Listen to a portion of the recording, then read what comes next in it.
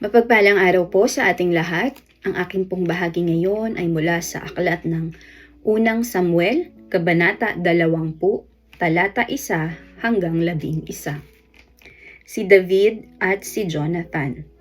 Tumakas si David mula sa Nayot sa Rama at pumunta kay Jonathan at nagtanong, "Ano ba ang kasalanang nagawa ko sa inyong ama at gusto niya akong patayin?" Sumagot si Jonathan, "Hindi ka mamamatay. Sigurado akong wala siyang pinaplanong ganyan. Maliit man o malaking bagay, ipinapaalam ng ama ko sa akin lahat ng gagawin niya.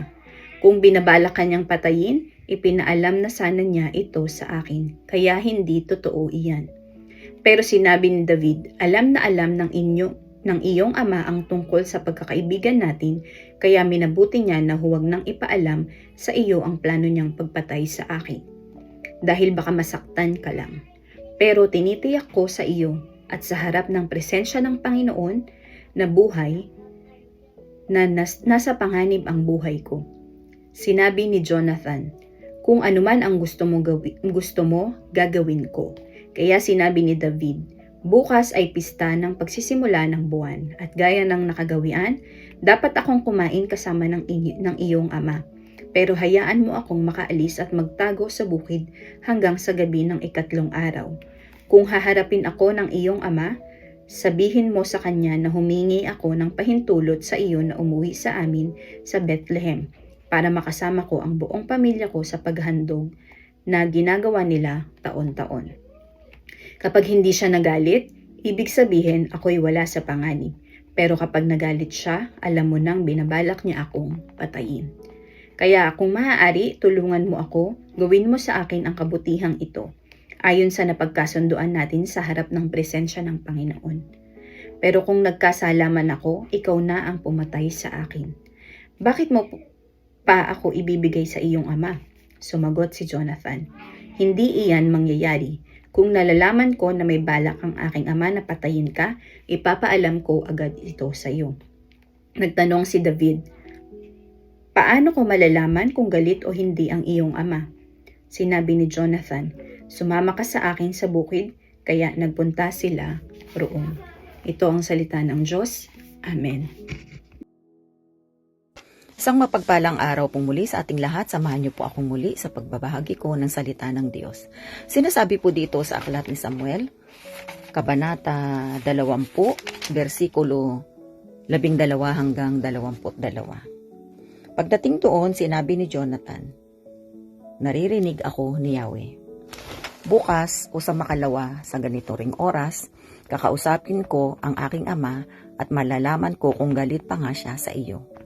Kung galit, ipaalam ko sa iyo para makalayo ka. Parusahan ako ni Yahweh kapag hindi ko ginawa ito. Patnubayan ka nawa ni Yahweh tulad ng pamamatnubay niya sa aking ama. Kung buhay pa ako sa araw na yaon, huwag mong kalilimutan ang ating sumpaan. Kung ako na may patay na, huwag mo sanang pababayaan ang aking sambahayan. Kung dumating ang araw na lipulin na ni Yahweh ang iyong mga kaaway, huwag ka sanang sisira sa ating sumpaan. Parusahan ni Yahweh ang magtalusira sa ating dalawa."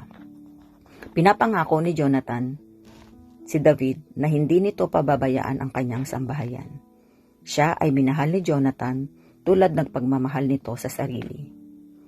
At sinabi ni Jonathan kay David, "Bukas ay pista ng bagong buwan. Tiyak na hahanapin ka kapag wala ka sa iyong upuan. Sa makalawa, magtago ka uli sa pinagtataguan mo noon, sa tabi ng malaking bunton ng bato. Kunwari ay magsasanay ako sa pagtudla. 3 beses akong tutudla sa tabi ng taguan mo. Pagkatapos, ipahahanap ko iyon sa isa kong utusan. Kapag sinabi kong nasa gawi rito ang mga palaso, lumabas ka sa pinagtataguan mo at tiyak na walang panganib. Ngunit kapag sinabi kong nasa gawi roon, tumakas ka na pagkat iyon ang nais ni Yahweh." Ito po ang mga salita ng Diyos. Papuri po sa Diyos. Amen. Ang aklat ng Unang Samuel, Kabanata 20, versikulo 23 hanggang 32. At ang sabi, Tungkol sa sumpaan natin, alalahanin mo na ang Panginoon ang ating saksi magpakailanman. Kaya nagtago si David sa bukid at nang dumating ang pista ng pagsisimula ng buwan, umupo si Haring Saul para kumain. Doon siya umupo sa dati niyang inuupuan sa tabi ng dingding. Si Jonathan naman ay naupo sa tapat niya at si Abner sa tabi niya. Pero bakante ang upuan ni David. Nang araw na iyon, hindi nagsalita si Saul tungkol sa pagkawala ni David dahil inisip niya na baka may nagawa si David na nagparumi sa kanya kaya hindi siya nakapunta.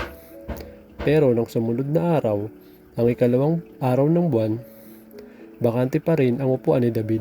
Kaya tinanong ni Saul si Jonathan, bakit hindi pumupunta rito si David na anak ni Jesse para makisalo sa atin kahapon at ngayon?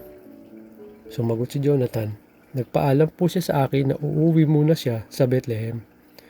Sabi po kasi niya, inutusan ako ng kapatid ko na sumama muna ako sa aking pamilya na maghandog kaya humihingi ako ng pabor sa iyo. Payagan mo akong makita ang mga kapatid. Iyan po ang dahilan kung bakit hindi niyo siya kasalo. Galit na galit si Saul kay Jonathan. Sinabi niya, isa kang suwail na anak. Alam kong kinakampihan mo si David. Ipinahiya mo ang iyong sarili at ang iyong ina habang nabubuhay si David na anak ni Jesse. Hindi ka magiging hari kaya kunin mo siya ngayon at dalhin sa akin. Dapat siyang mamatay. Nagtanong si Jonathan, bakit po ba kailangan siyang patayin? Ano po ba ang ginawa niya? Ito ang salita ng Diyos. Amen. Our devotion for today is from the book of 1 Samuel chapter 20, verse 33 to 42. At inihandulong ni Saul ang kanyang sibat sa kanya upang saktan siya, na doon nakilala ni Jonathan na pasya ng kanyang ama na patayin si David. Sa gayoy tumindig si Jonathan sa dulang na may mabangis na galit at hindi kumain sa ikalawang araw ng buwan sapagkat siya nagdadramhatik dahil kay David sapagkat hiniya siya ng kanyang ama. At nangyari sa kinaumagahan na si David ay nilabas ni Jonathan sa parang sa takdang panahon at isang munting bata ang kasama niya.